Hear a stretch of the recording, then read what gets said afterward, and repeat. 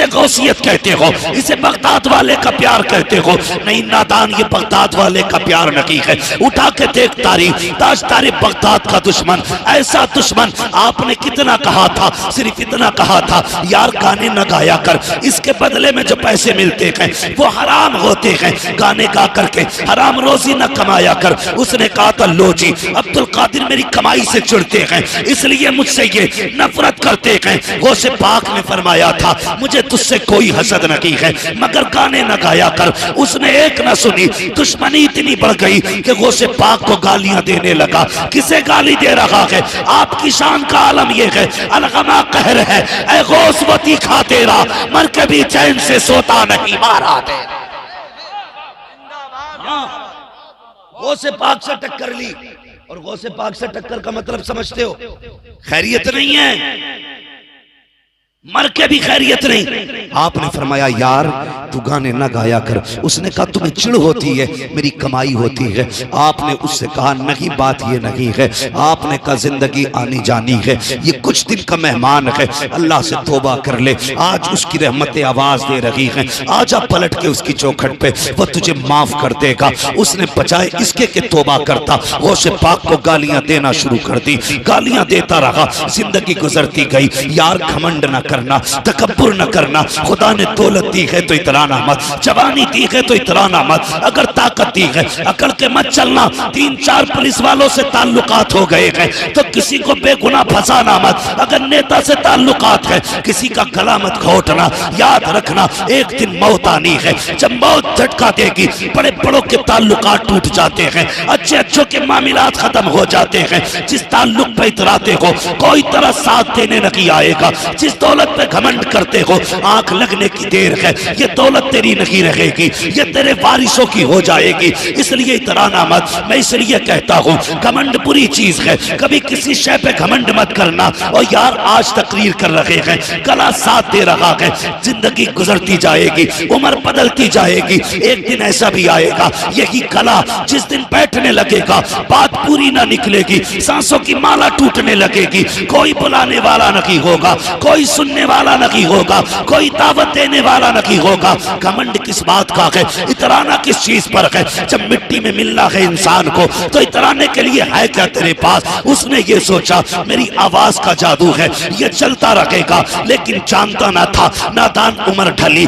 गले ने साथ छोड़ा, औलाद को कमाई देनी बंद की। उसके बाद औलाद ने धक्का दिया, घर से निकाल दिया। जब तक रोटी खिलाता रहा औलाद इज्जत करती रही, जब औलाद ने धक्का दे दिया अब किधर जाता, किसके दरवाजे जाता? जो कपड़े पहन रखे थे इसने वो भी मैले हो गए, लोग घिन करने लगे, बीमारी में मुब्तला हो गया। सोचने लगा मैंने अब्दुल कादिर को गालियां दी हैं, लोग इतनी नफरत करते हैं कि कोई मुझे कांदा भी नहीं देगा, चलो चल के खुद कब्रिस्तान में बैठ जाते हैं, मरेंगे तो वही रह जाएंगे। ये सोच के बैठा था, इतने में कब्रिस्तान के सामने से बड़े पीर का गुजर हो जाता है।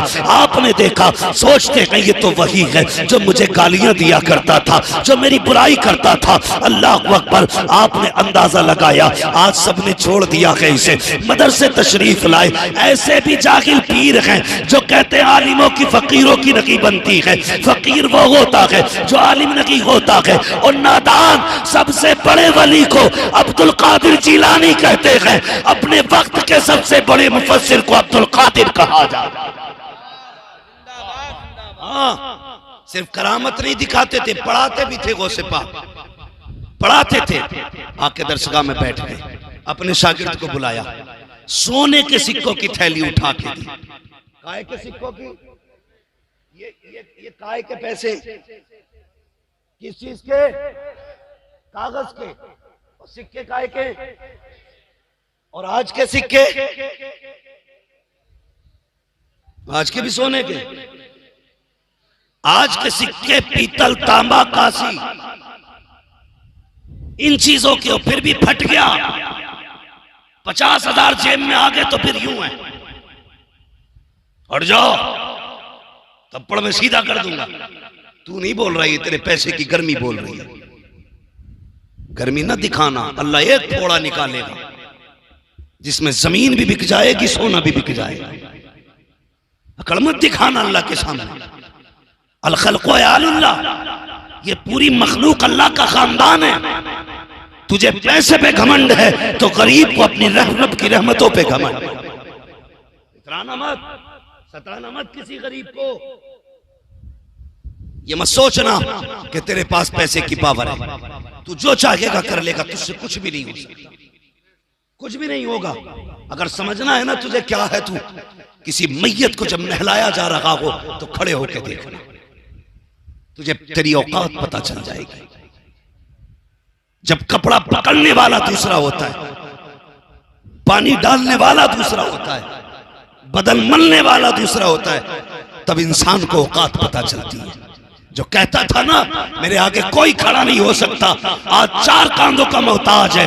तुम नहीं जानते हो, इससे पहले के कब्रिस्तान से आवाजें आए, बुलावा आ जाए, तेरी मस्जिद से ऐलान कर दिया जाए फला शख्स दुनिया में नहीं रहा है, आ आज तौबा कर ले गुनाहों से, अपने रब की बारगाह में पलट के आ जा। याद रख, जब बंदा गुनाह करता है और अपनी मर्जी से थाने जाता है तो सजा कम कर दी जाती है, अगर पकड़ के लाया जाता है तो सजा सख्त कर दी जाती है। आज जिंदा है, तूने गुनाह किए हैं, रब कहता है अपने पैरों पे चल के मस्जिद में आ जा, सजा घटा दी जाएगी।